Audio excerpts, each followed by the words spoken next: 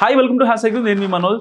ఏపీలో వైసీపీ ప్రాబల్యం తగ్గాక సో ఆ పార్టీ నుంచి ఒక్కొక్కటికి వలసలు ప్రారంభమవుతున్నాయి. ఇప్పటికే కేసీఆర్ నాని సంచలనం నిర్ణయిస్తున్నారు, అటు రావెల కిషోర్ బాబు కూడా సంచలనం నిర్ణయిస్తున్నారు. ఇంకా చాలా మంది ఒక సందిగ్ధంతో ఉన్నారు, అంటే పార్టీని వీడాలా వద్దా, ఈ టైం కరెక్ట్ టైమా కాదా. సో ఇలాంటి నేపథ్యంలో ఒంగోలు జిల్లాలో వైసీపీ గట్టి షాక్ పగలబోతుందా అంటే అవునని సంబంధాలు వినపడుతున్నాయి. సో ఒంగోలులో ఘోర పరాజయం చవి చూసిన మాజీ మంత్రి బాలినేని పొలిటికల్ వ్యూహాల ఫ్యూచర్పై లెక్కలు వేసుకుంటున్నారు. అయితే కొడుకుతో కలిసి జనసేనలోకి వెళ్ళడానికి సన్నాహాలు చేసుకుంటున్నారట. అయితే మూడో కంటికి తెలియకుండా ఆ దిశగా అంతర్గత చర్చలు జరుగుతున్నాయంట. ఒంగోలు ఎంపీ అభ్యర్థిగా చెవిరెడ్డి భాస్కర్ రెడ్డిని మొదట్లో వ్యతిరేకించిన బాలినేని జగన్ ఆదేశాలతో తర్వాత సైలెంట్ అవ్వాల్సి వచ్చింది. సో అక్కడ బాలినేని కాంప్రమైజ్ అవ్వాల్సి వచ్చింది. ఇప్పుడు కోపంతోనే ఆయన పార్టీ మారే ఆలోచనలో పడ్డారంట. బాలినేని శ్రీనివాసరెడ్డి ఉమ్మడి ప్రకాశం జిల్లాలో చాలా బలమైన నేత. ఒంగోలు నుంచి 5 సార్లు ఎమ్మెల్యే గెలిచారైన. మొన్నటి కూటమి గాలికి టీడీపీ అభ్యర్థి దామచర్ల జనార్దన్ రెడ్డి చేతిలో 30,000 ఓట్లతో ఘోర ఓటమి చవి చూశారు బాలినేని శ్రీనివాస్.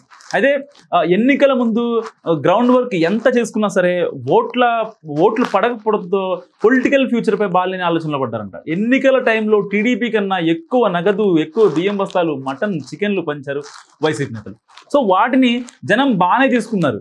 దాంతో కనీసం వైసీపీ అభ్యర్థిగా ఉన్న బాలినేని 5,000 ఓట్లతో అయినా బయటపడతారని కాన్ఫిడెంట్గా కనిపించారు బాలినేని శ్రీనివాస్. అయితే సీన్ ఊరికే రివర్స్ అయిపోయింది. సో వైసీపీకి పక్కాగా పడుతున్నాయన్న ఓట్లే పోల్ కాలేదని అది అర్థం అవడంతో బాలినేని కౌంటింగ్ రోజు 3వ రౌండ్కే కౌంటింగ్ హాల్ నుంచి వెళ్ళిపోయారు. సో ఇంత దారుణంగా ఓడిపోతారని ఊహించలేదని బాలినేని స్నేహితుల వద్ద వాయిపోయారంట.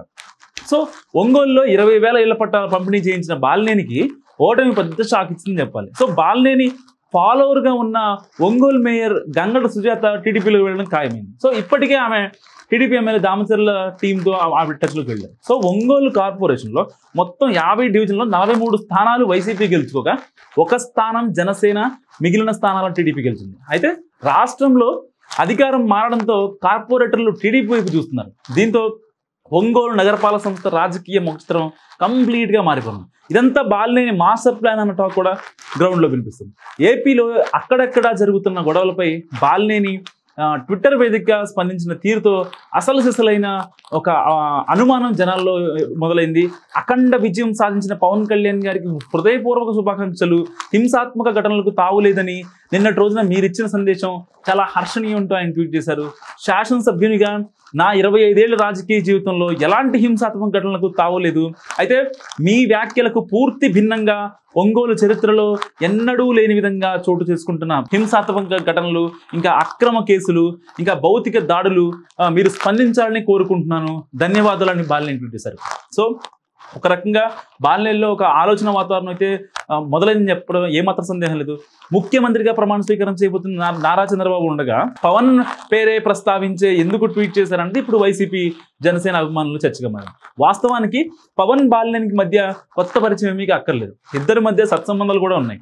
కానీ ఇక సినీ ఇండస్ట్రీ పరంగా కూడా బాలినేనికి చాలా మంది నిర్మాతలతో వ్యాపార సంబంధాలు కూడా ఉన్నాయి. ఈ మధ్య పవన్ కళ్యాణ్ సినిమాకు బాలినేని కోట్లలో డబ్బులు కూడా ఇన్వెస్ట్ చేశారట. సో ఆ క్రమంలోనే జనసేనలోకి వెళితే తన వారసుడు ప్రణీత్ రెడ్డికి పొలిటికల్ ఫ్యూచర్ ఉంటుందని, తమకు జిల్లా వ్యాప్తంగా ఉన్న పరిచయాలతో మళ్ళీ మునుపటి రోజును తెచ్చుకోవచ్చని బాలినేని భావిస్తున్నారట. అయితే అందుకే వైసీపీని వీడి పవన్ సమక్షంలో జనసేన చేరడానికి మంత్రాంగం మొదలుపెట్టుతున్నారంట. సో ఒంగోలుతో పాటు ఉమ్మడి ప్రకాశం జిల్లాలో బాలినేని తన అనుచరులను కాపాడుకోవాలంటే జనసేనలోకి వెళ్ళడం మంచిదని ఫిక్స్ అయ్యారంట. జనసేన అధినేత పవన్ కళ్యాణ్ రిప్లై కోసం ఈగర్గా వెయిట్ చేస్తున్నారంట బాలినేని. అయితే పవన్ సానుకూలంగా స్పందిస్తే జనసేనలోకి బాలినేని సిద్ధంగా ఉన్నట్లు వెళ్ళడానికి సిద్ధంగా ఉన్నట్టు తెలుస్తుంది.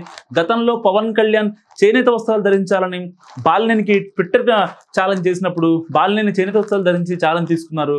అప్పుడు వైసీపీలో బాలినేని వ్యవహారంపై పెద్ద రచ్చ నడిచిందని చెప్పుకోవచ్చు. వైసీపీలో తనకు జగన్ వల్ల చాలా అనుమానాలు ఎదురయ్యాయని బాలినేని తన వారి దగ్గర ఆవేదన వ్యక్తం చేస్తున్నారంట. అదే జగన్ ఓన్లీ ఐపాక్ టీం మీద ఆధారపడి సీనియర్ల సలహాలు తీసుకోలేదని, సజ్జల వంటి ఒకరిద్దరు నేతలు, అధికారులు వాళ్ళందరినీ పట్టుకొని పార్టీని నాశనం చేశారంటున్నారంట. అయితే ఇలాంటి పరిస్థితుల్లో జగన్ దగ్గర ఒక బంధువైన బాలినేని పార్టీ మారితే ప్రకాశం జిల్లాలో వైసీపీ కోలుకోలేని స్ట్రోక్ తగిలినట్టే.